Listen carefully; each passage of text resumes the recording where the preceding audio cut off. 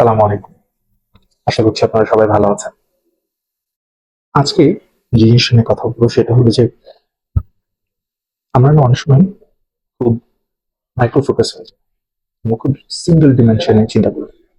Single dimension চিন্তা করতে যেয়ে অনেক সময় এরকম আমরা চিন্তা করি যে আমার আসলে যে রোলটা নিয়ে কাজ করছি, সেই রোলে আমার যে দায়িত্বটা আছে, আমি সেগুলো নিয়ে কিভাবে করে কাজ করছি সেখানে আমার পারফরম্যান্সটা কিরকম। কিন্তু অনেক সময় দেখা যায় সিনিয়র ম্যানেজমেন্টরা একটা প্রোডাক্টের দিকে যখন তাকায় তখন অ্যাজ এ হোল চিন্তা করে। জাস্ট একজনকে নিয়ে চিন্তা করেন, একটা পার্ট নিয়ে চিন্তা করেন না। হয়তোবা আপনি সেলসে খুবই ভালো করছেন। কিন্তু সেলস ছাড়াও তো আরো কিছু কাজ আছে আপনার। টিম ম্যানেজমেন্টে আপনার রেসপন্স কিরকম? আ সেই সাথে আপনি কতখানি ভিশনারি, একই সাথে মাল্টিটাস্কিং এর ব্যাপারে আপনি কতখানি সিদ্ধহস্ত। এট দ্য সেম টাইম আপনি প্রেজেন্টেশন এ কিরকম, ক্যালকুলেশন এ কিরকম এন্ড অল দ্যাট, এনালাইসিস কিরকম ভাবে করেন, সবকিছু নিয়ে চিন্তা ভাবনা করেন। আমরা যখন খুব সিঙ্গেল ডিমেনশন এ চিন্তা ভাবনা করি তখন আমরা প্রায়শই যে প্রবলেমটার মধ্যে পড়ে যাই সেটা হলো যে একটা কাজের উপর ফোকাস করে একটা কিছু করতে থাকি। আমার টার্গেট কি দেয়া ছিল সেটার এগেইনস্ট আমি অ্যাচিভমেন্ট কিরকম ভাবে করেছি।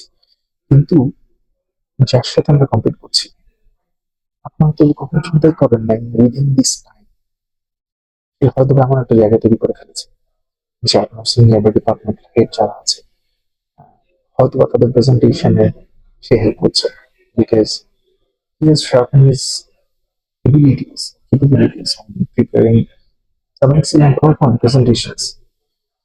কিন্তু হয়তো বা দেখবেন যে অ্যানালিসিস এর কাজে এক্সেলে নিজেদেরকে এতখানি ডেভেলপ করে ফেলেছে যে অনেক বড় বড় অ্যানালিসিস এর পার্ট হচ্ছে তাকে কাজগুলো দেওয়া হচ্ছে সে কাজ করছে এবং কমপ্লিট করে জমা দিয়ে দিচ্ছে যতক্ষণ না আপনাদেরকে প্রেজেন্ট করা হচ্ছে পূর্বে ততক্ষণ পর্যন্ত আপনারা রিয়েলাইজ করছেন যে আচ্ছা এরকম কিছু হচ্ছে।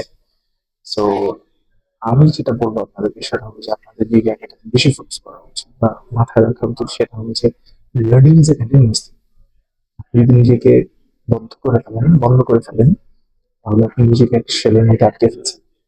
আগে আপনাকে নিজের শেল থেকে বের হয়ে আসতে হবে, তারপরে ডেভেলপমেন্ট হবে, তারপরে এটা রেজাল্ট হবে। সুতরাং আপনার যে গুণাবলীগুলো আছে যেগুলো আপনার কাছে মনে হয় তারপরে কাজ দিতে পারবে সেগুলোতে আসলে একটু ওয়ার্কআউট করতে হবে, সেগুলোর ব্যাপারে একটু ফোকাস দিতে হবে।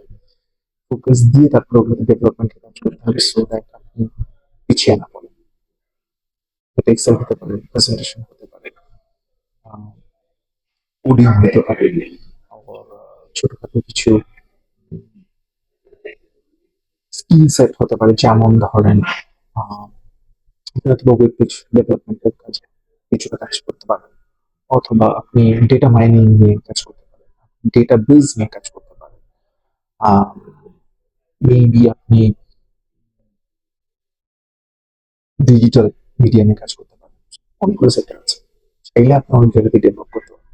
নিজেকে সীমাবদ্ধ করে রাখেন না, ডেভেলপমেন্টে চালিয়ে যান। ইনশাআল্লাহ এটা আপনাকে ভবিষ্যতে ভালো